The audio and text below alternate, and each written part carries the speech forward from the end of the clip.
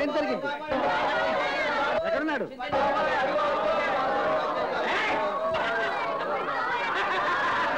ఆగండి ఆగండి! ఎవరు నువ్వు? నేనెవరైతేనే పట్టాకత్తి పాపిరెడ్డి అంటే గొప్ప వీరుడని, ఎంత దుర్మార్గుడో అంత మంచివాడని, ఎన్నో పేద కుటుంబాలను పోషిస్తున్నాడని, ఎన్నో పెళ్లిళ్లు చేయించాడని విన్నాను. నిజం విన్నావురా? నిజం. నేను విన్నదంతా నిజం కాదని, నువ్వెంతో నీచుడవని, పిరికివాడవని ఇప్పుడే తెలిసింది. ఏం కూసావురా? అవును, సింహం ఏనుగును కొడుతుంది కానీ కలిచేమల్ని కాదు. గద్ద కన్ను నాగుపాము మీదే కాని వానపాము మీద కాదు. ఈ కొంపల మీదనా నీ ఆర్భాటం? ఎదురు తిరగడానికి శక్తి లేని దరిద్రులు అమాయకుల మీదనా నీ దౌర్జన్యం? వీళ్లను దోచుకోవడమా నీ ప్రతాపం? పెద్ద పెద్ద నీతులు చెప్తున్నావు. ఏం నువ్వు అనేది? ఈ కొంపలు దోస్తే నీకే వస్తుంది. నీకొక్క పూట తిండికి సరిపోతుందా? ఈ మాత్రానికి ఇంత దౌర్జన్యం దుర్మార్గం దేనికి? మీకు కావలసింది డబ్బేగా. నాతో రండి. మూలబడి మూలుగుతున్న లక్షలు చూపుతాను. దోచుకోండి, అంతా దోచుకోండి. మీకు కావలసిందంతా దోచుకోండి. జీవితంలో ఇక దోచాల్సిన అవసరం లేకుండా దర్జాగా బ్రతకండి. మాయ చేస్తున్నావా? మాయ చిన్న పిల్లోడని అనుకున్నావా? సిలక మిఠాయి చూపించి ఆడించడానికి. ఈ పాపిరెడ్డి కొనగోరు కూడా ఇంతవరకు ఎవరికి చిక్కలేదు. నీ మాటలు నమ్మి నీతో రావటానికి ఎదవని అనుకున్నావా? ఎల్లరా! నువ్వు అలా భయపడ్డ న్యాయమే. నీ బ్రతుకలాంటిది. ఏమన్నావు? నేను భయపడతానా? చెప్పరా, డబ్బు ఎక్కడ దాచిపెట్టావు? నా ఇంట్లో ఉంది.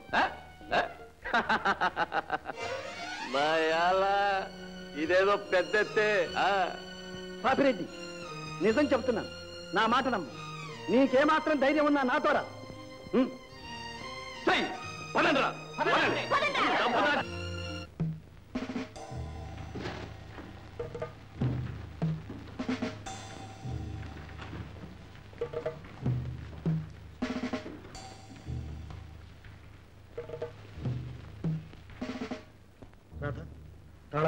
బాబు, ఎవరు వీళ్ళంత? అతనే గజదొంగ పట్టాకత్తి పాపిరెడ్డి, అతని ముఠ. పట్టాకత్తి పాపిరెడ్డి? భయం ఎందుకు మామగారు? అతను మనలాంటి మనిషి. మీరు తాళాలు ఇవ్వండి.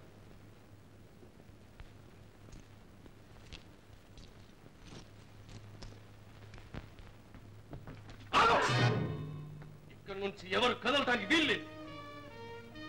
మిమ్మల్ని శ్రమ పెట్టకూడదనుకున్నా. సరే, ఇదిగో ఇవి మేడ మీద బీరువారు, ఇవి పడగదివి, ఇవి పూజ గదిలో ఎనపెట్టి తాళాలు. తీసుకోండి.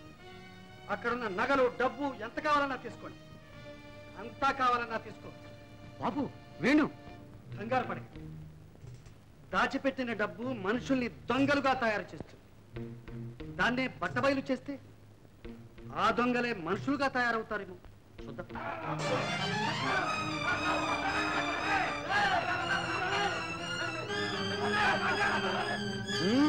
తీసుకోండి.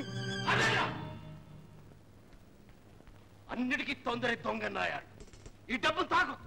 ఇదేదో పెద్ద అంటే అంటే ఇట్టా ఇచ్చి అట్టా పట్టించే ఎత్తేదైనా ఉందా అని. అలా చేస్తే నన్నేమంటారు? దొంగ అంటాను, ఏదో నాయన అంటాను. మీరంతకన్నా ఇంకేమనగలరు? మీ బ్రతుకులతో పాటు మనసుల్ని కూడా ఎంత పాడు చేసుకున్నారు, మీలో ఎంత ద్వేషాన్ని నింపుకున్నారు. ఓకే, మీకే భయం అక్కర్లేదు. నిరభ్యంతరంగా తీసుకెళ్ళచ్చు.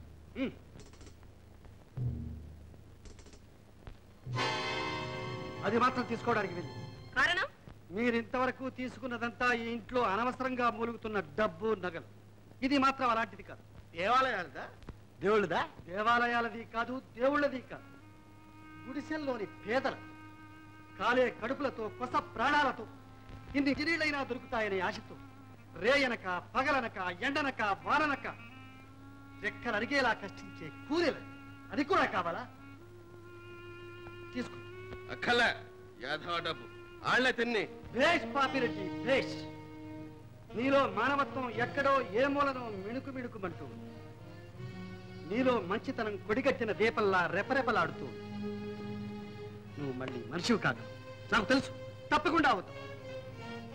కానీ ఒక్క మాట చెప్పు, ఇంత సొమ్ము మీకు ఎన్నాళ్లకు సరిపోతుంది? ఏడాది సరిపోతుంది. ఆ తర్వాత ఏం చేస్తారు? మళ్ళీ మామూలుగా. అలా ఎందుకు జరగాలి? మీకెప్పుడూ దొరకనంత మీరెన్నడూ ఊహించనంత సొమ్ము దొరికింది కదా, దాంతో ఏ వ్యాపారమో వ్యవసాయమో ఎందుకు చేసుకోకూడదు? నీతిగా నిర్భయంగా ఎందుకు బ్రతకూడదు? మీరెందుకు ఇలా చీకట్లో బ్రతుకుతారు? వెలుగును చూడడానికి భయపడి ఎందుకు ఇలా చివికిపోతారు చెప్పండి? నిజమే బాబు, కానీ మమ్మల్ని అలా ఎవరు బ్రతకనిస్తారు? మమ్మల్ని ఎవరు నమ్ముతారు? ఎవరు మనసులా చూస్తారు? ఒక్కసారి దొంగలమైతే సత్యాంత వరకు దొంగలమేగా బాబు. ఈ మాటలకేం లేదు. ఈ మాటలు నమ్మి మోసపోయే వాళ్ళు ఎవరూ లేరు ఇక్కడ. ఎన్ని జన్మలెత్తినా మీ బుద్ధులు మారలేరు. బాబు గారు, ఆ మాట మాత్రం అనకండి బాబు గారు. మారుతాం, మారి తీరుతాం బాబు. బాబు గారు, గతి లేక మేము దొంగలమయ్యాం, కానీ మాలో ఏ ఒక్కరికి దొంగలుగా బతకాలని లేదు బాబు. బతకాలని లేదు బాబు. అయితే మీకు బ్రతుకు తెరువు నేను చూపుతా. మీరు మంచిగా మర్యాదగా జీవించేట్టు చేస్తారు. నా మాట వింటారా? వింటాం బాబు, వింటాం. మీరు చెప్పినట్టే వింటాం, మీరు చెప్పినట్టే చేస్తాం. మిమ్మల్ని మా దేవుడిగా కొలుచుకుంటాం. అవును బాబు, అలాగే బ్రతుకుతాం. పాపిరెడ్డి, మేమెన్ని కుటుంబాలు? 30 కుటుంబాలు బాబు. సరే మామగారు, మన ఫ్యాక్టరీ పక్కన 200 ఎకరాల బీడు పడింది. వాళ్ళ మీద మీకు నమ్మకం లేకపోయినా నా మాట మీద నమ్మకం వచ్చి అది వాళ్ళ వదిలే. మీ ఇష్టం బాబు.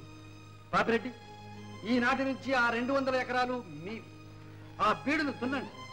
మోడుబారిన మీ జీవితాన్ని చిగురింపజేసుకోండి. మీ ఇళ్లలో వెలుగు నింపుకోండి. బాబు బాబు, మీరు మనుషులు కాదు, దేవుళ్ళు. కాదు, మహాత్ముడివి. ఏమిటి ఏమిటిదంతా? లేవండి లేవండి. సాటి మానవుడిగా సహాయం చేశానంతే. దానికి ఇంత పెద్ద పెద్ద మాటలు అనవసరం. ఈ సొమ్ము తీసుకెళ్ళండి. వద్దు బాబు, ఈ దొంగ సమాకొద్దు. కాయ కష్టం చేసి బతుకుతాం, నలుగురిని బతికిస్తాం, మంచిగా బతుకుతాం, మనిషిగా బతుకుతాం బాబు. పాపిరెడ్డి, మీరందరూ నీతిగా మంచి మనుషులుగా బ్రతకడమే నాకు కావాల్సింది.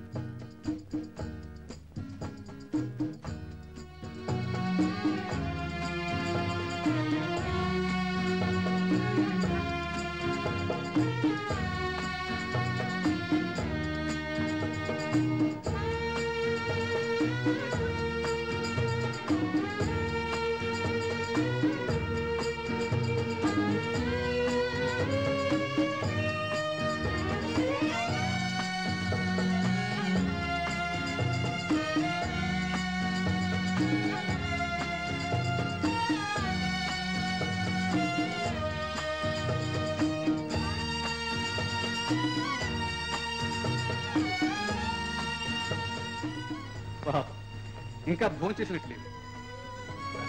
ఇద్దరిని కలిసి ఫోన్ చేద్దాం. ఓహో, మీ భర్తని గురించి భయపడుతున్నావా?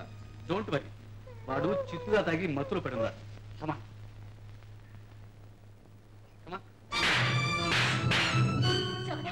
ఎంత ధైర్యం నీకు? నేను నీతో కలిసి ఫోన్ చేయాలా? చూసారా, ఈనాడు గిరిని కొట్టింది, రేపు నన్ను కొడుతుంది. చిచి, మీరు వద్దు, మీ ఇల్లు వద్దు. వస్తా. ఈ స్థితిలో పెద్దబాబుగా నిలిచిపెట్టి వెళ్ళిపోతావా? నీ పద్ధతి ఏం బాగుండలేదు, నాకేమో నచ్చలేదు. నీకు చెప్పినట్టు విన్నాను. చూసారా బాబు గారు, ఆడదంటే ఇలా ఉండాలి. వెళ్ళొద్దను మానేసింది. నీ దర్జా ఏంటి, నీ హోదా ఏంటి, నీ స్థితి ఏంటి, నీ పలుకుడు ఏంటండి? వచ్చిన స్నేహితుల వల్ల ఇలా కొడితే బజార్లో నీ పరువు ఏం కావాలని అడుగుతున్నాను నేను. అవును, నా పరువు ఏం కావాలి? గిరి, ఏం జరిగిందా? ఏముంది, మీరు భోజనం చేయండి అన్న. చెంప చెడు మన అంతే. అయినా మీరు ఒకటిగా. వస్తాను ఆరా. సీత, అది నిజమా? నిజమే. వారితో కలిసి నన్ను ఫోన్ చేయమన్నాడు. మర్యాద గల స్త్రీకి ఇంతకంటే అవమానం ఏం కావాలి? మర్యాద గురించి నువ్వు మాట్లాడతావా? కలిసి భోజనం చేయమని అడిగిన దానికి నోటుకొచ్చినట్టు అలా తూలి తిడబడి కొడతావా? క్షమించమన్నట్టు. ఏమన్నారు? నేను క్షమించమని అడగాల? అవును, అడిగి తీరాలి. అడగను. నేను చేసిన తప్పేమిటి? తప్పున్నారు. క్షమాపణ కోరాల్సిందే. వాడితో కలిసి భోజనం చేయాల్సిందే. ప్రాణం పోయినా చేయను. ఎందుకు చెయ్యి? వాడు ఉట్టి గదవా, నీచుడు, మోసగాడు. క్షణ కూడా నువ్వు నా ఇంట్లో ఉండడానికి